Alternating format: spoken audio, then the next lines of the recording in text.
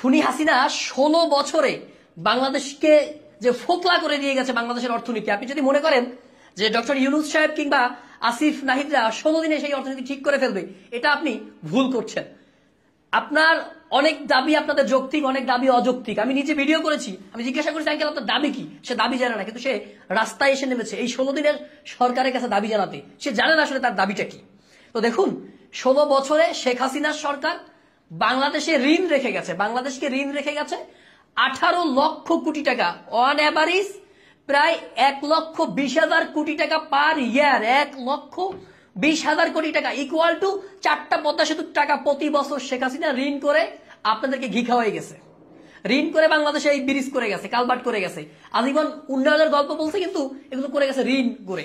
18 লক্ষ কোটি টাকা থেকে আপনাদেরকে আমি বলি যে বাংলাদেশে যত জনসংখ্যা আছে, বাংলাদেশে যত মানুষ আছে, সবাই পায়ের উপরে পা তুলে 3 বছর বাংলাদেশের 16 কোটি মানুষ 3 বছর পায়ের উপরে পা তুলে বসে বসে ঘুমাই ঘুমাই খাবে।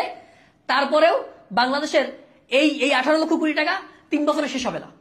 এত টাকা হচ্ছে এখানে রেখে গেছে বাংলাদেশের। আমি আপনাদেরকে যদি বলি, এক রূপপুর পারমাণবিক বিদ্যুৎ প্রকল্পের কথা বলে রাশিয়ার কাছ থেকে এটা চুক্তি করে রাশিয়ার সাথে এটা করছে। এই একটা প্রকল্প থেকে হাসিনা এবং হাসিনার বঞ্জি টিউলিপ সিদ্দিকী, হাসিনার ছেলে জয়, তারা 60,000 কোটি টাকা, মানে অন অ্যাভারেজ 59,000 কোটি টাকা, 59,000 কোটি টাকা, 2টা পদ্মা সেতুর সমান। আমি উন্নয়নের মানদণ্ড আপনাদেরকে পদ্মা সেতু দিয়ে দিচ্ছি, মানে এই দুর্নীতি করার পরে পদ্মা সেতুর যে খরচ, সেই খরচের সমান 2টা পদ্মা সেতুর টাকা শুধুমাত্র এক রূপপুর পারমাণবিক বিদ্যুৎ প্রকল্প থেকে নিয়ে গেছে। সালমান এফ রহমান 36,000 কোটি টাকা, প্রায় দেড়টা পদ্মা সেতু করা যায়, একটা এবং অর্ধেক 1.5টা পদ্মা সেতু করা যায়। সালমান এফ রহমান এই বেক্সিমকো গ্রুপ 36,000 কোটি টাকা খাইয়ে ফেলছে। আপনার এই যে এস আলম গ্রুপ 50,000 কোটি টাকা, 50,000 কোটি টাকা শুধুমাত্র খাইছে 6টা ইসলামী ব্যাংক থেকে। 50,000 কোটি টাকা, 2টা পদ্মা সেতু। এছাড়া অন অ্যাভারেজ আওয়ামী লীগের প্রত্যেক এমপি, প্রত্যেক নেতা 1,000 কোটি টাকা থেকে শুরু করে 10,000 কোটি টাকা, মিনিমাম 1,000 কোটি টাকা থেকে শুরু করে 10,000 কোটি টাকা খাইয়ে ফেলছে।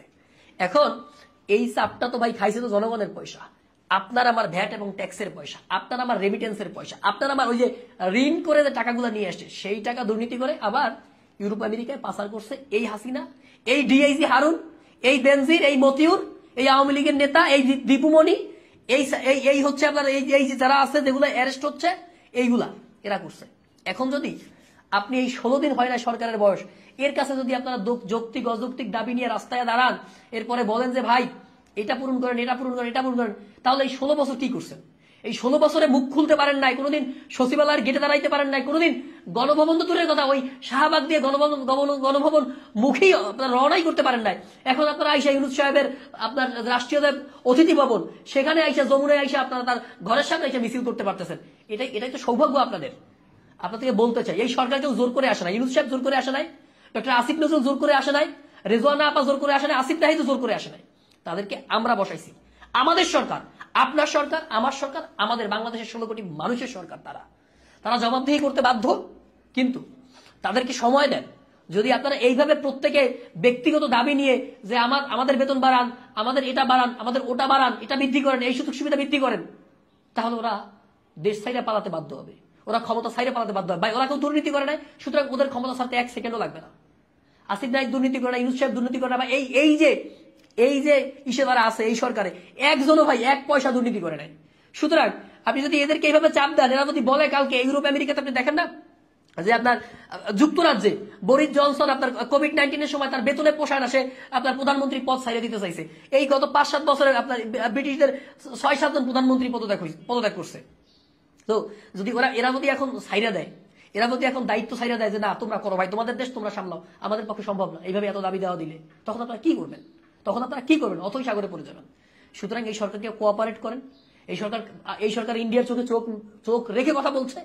গত 16 বছরে কোনোদিন বাংলাদেশের কোনো বিজিবি, বাংলাদেশের কোনো লোক ইন্ডিয়ার চোখে চোখ রেখে কথা বলতে পারে না। বর্ডারে কোনোদিন বিজিবি গুলি করতে পারে না। অলরেডি গত 1 সপ্তাহের মধ্যে একবার গুলি করছে, এবং গতকালকে বিএসএফ ইন্ডিয়ান নাগরিকদের ধরে নিয়ে আসছে। ভাই কল্পনা করতে পারেন যে আজীবন বাংলাদেশের নাগরিকদের ধরে নিয়ে গেছে, গুলি করছে, মারছে, ফেলানিকে কাটাতারে ঝুলাই ফেলছে। সেইখানে এই সরকার ক্ষমতায় আসার পরে সীমান্তে ভারতীয় বাহিনীর উপরে, ভারতের নাগরিকদের উপরে এই সীমান্তে গুলি করছে। এই গতকালকে ভারতের নাগরিক ধরে নিয়ে আসছে চোরাচালানির অপরাধে। কোনদিন শুনছেন যে ভারতীয়রা বাংলাদেশ চোরাচালানি করে? আজীবন তো শুনে আসছেন যে বাংলাদেশিরা চোরাচালানি করে। আচ্ছা দেখেন, ওদেরকে ধরে নিয়ে আসছে এবং কয়েক দফা বিএসএফ পতাকা বৈঠক করছে এবং পতাকা বৈঠকের পরেও এই বিজিবি ভারতীয় নাগরিকদের ফেরত দেয় নাই। দিস ইজ ইউনূস সাহেবের বাংলাদেশ, দিস ইজ আপনার আমার বাংলাদেশ, দিস ইজ সেই বাংলাদেশ যেটা হচ্ছে আপনি আমি এক্সপেক্ট করি, আপনি আমি প্রত্যাশা করেছিলাম। সুতরাং তাদেরকে সময় দেন, টেক দেম প্রপার টাইম। যদি আপনারা না দেন তাহলে তারা আমাদেরকে কোঅপারেট করবে না, তারা রাষ্ট্রীয় দায়িত্ব ছেড়ে দিলে আমরা বিপদগ্রস্ত হবো। সবাই ভালো থাকবেন, দোয়া করবেন। খোদা হাফেজ।